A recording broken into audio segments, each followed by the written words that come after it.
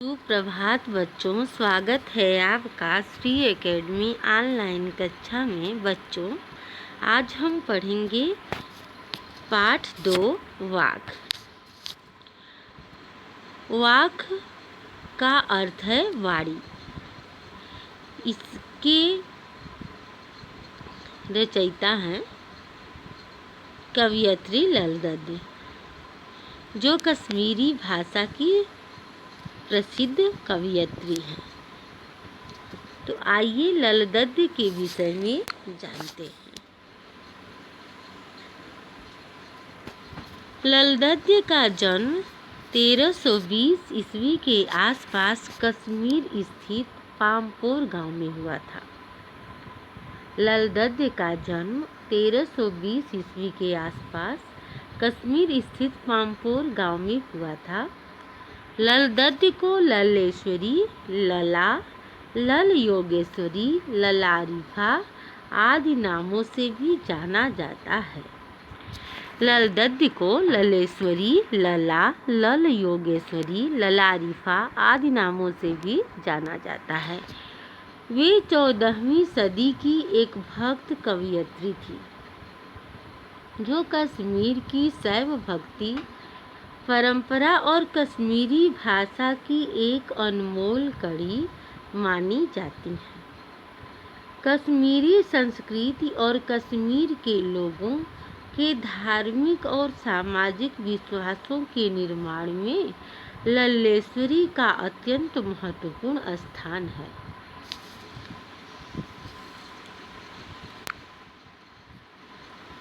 लल दद्य की काव्य शैली को वाक कहा जाता है। वाक का अर्थ होता है वाणी। इनकी कविताओं में चिंतन एवं भावनात्मकता का विचित्र संगम है। इन्होंने अपने वाकों के माध्यम से उस समय समाज में व्याप्त धार्मिक आडंबरों का खुलकर विरोध किया है। इनकी काव्य शैली की भाषा अत्यंत सरल मानी जाती है, जिसके वजह से लल दद्य और भी प्रभावशाली बन जाते हैं। लल दद्य आधुनिक कश्मीरी भाषा का प्रमुख स्तंभ मानी जाती हैं। वाक कविता का सारांश। प्रस्तुत वाकों का संकलन मीराकांत जी ने किया है। प्रस्तुत वाकों का संकलन मीराकांत जी ने किया है। यहाँ प्रस्तुत वाकों में कवयित्री लल दद्य हमें यह कहना चाह रही हैं कि ईश्वर को ढूंढने के लिए मंदिर मस्जिद में जाने से कोई फायदा नहीं है। ईश्वर को प्राप्त करने का केवल एक ही मार्ग है। अगर कोई सच्चे हृदय से अपने अंतःकरण की ओर झांकेगा तो ही वह ईश्वर को प्राप्त कर सकता है।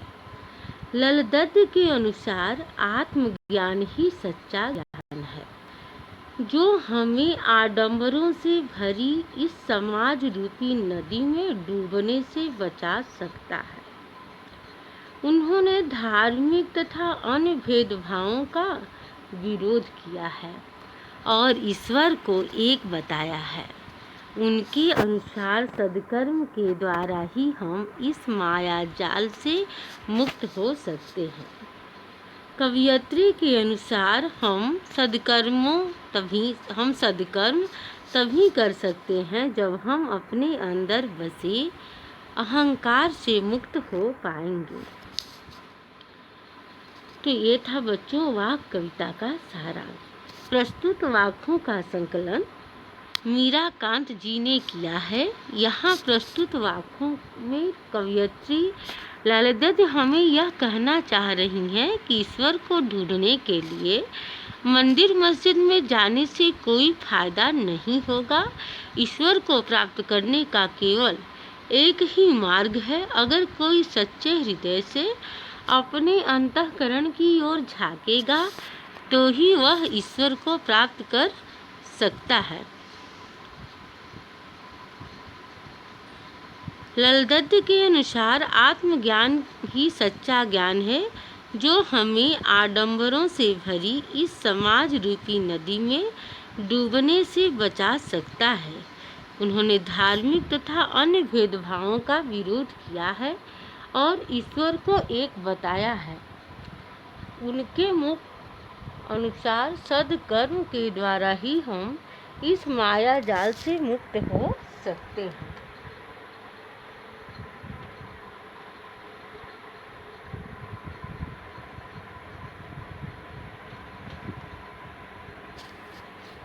कवयित्री के अनुसार हम सद्कर्म तभी कर सकते हैं जब हम अपने अंदर बसे अहंकार से मुक्त हो पाएंगे।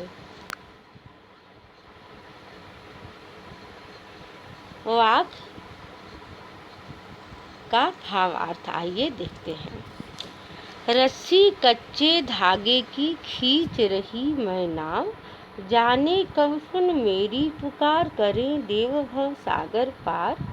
पानी टपके कच्चे सकोरे, व्यर्थ प्रयास हो रहे मेरे, जी में उठती रह भूख, घर जाने की चाह है घेरे।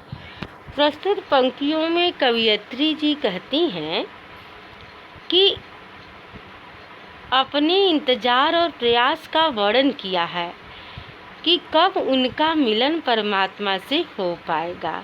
जिस तरह कच्चे घड़े से पानी टपक टपक कर कम होता जाता है, उसी तरह से कवयित्री का जीवन भी कम होता जा रहा है।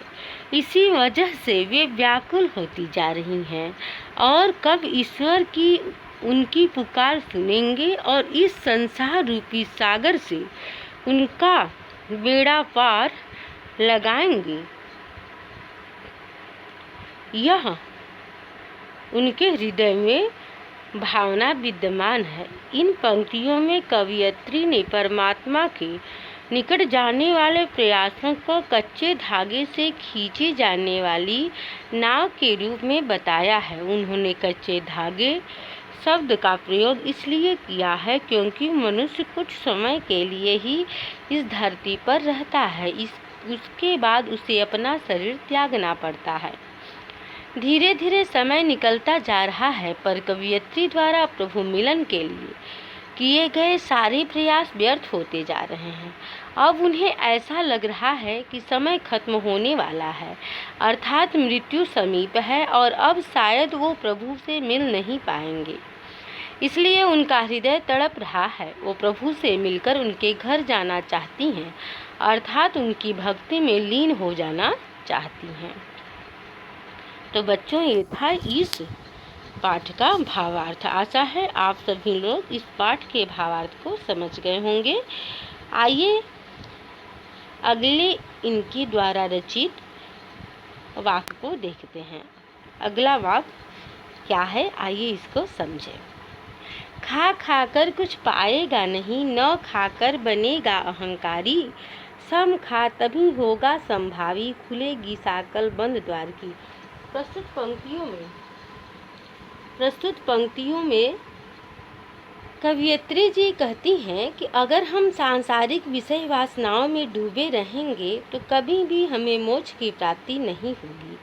इसके विपरीत अगर हम सांसारिक मोह माया को छोड़कर त्याग और तपस्या में लग जाएंगे तो इससे भी हमें कुछ भी लाभ नहीं होगा।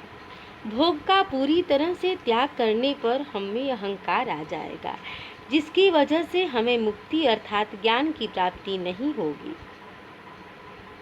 इसी वजह से कवयित्री के अनुसार दोनों रास्ते ही गलत हैं। जब हम सांसारिक भोग लिप्सा में तृप्त रहते हैं तब तो हम सच्चे ज्ञान से दूर रहते ही हैं।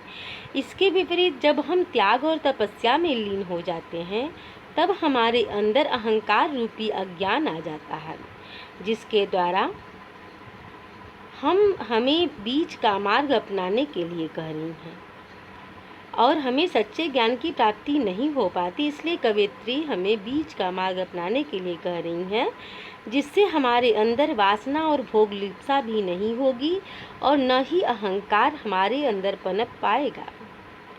तभी हमारे अंदर समानता की भावना रह पाएगी। इसके बाद ही हम प्रभु की भक्ति में सच्चे मन से लीन हो सकते हैं। तो ये था बच्चों इस पाठ का भावार्थ। आशा है आप सभी लोग इस पाठ के भावार्थ को समझ गए होंगे। धन्यवाद।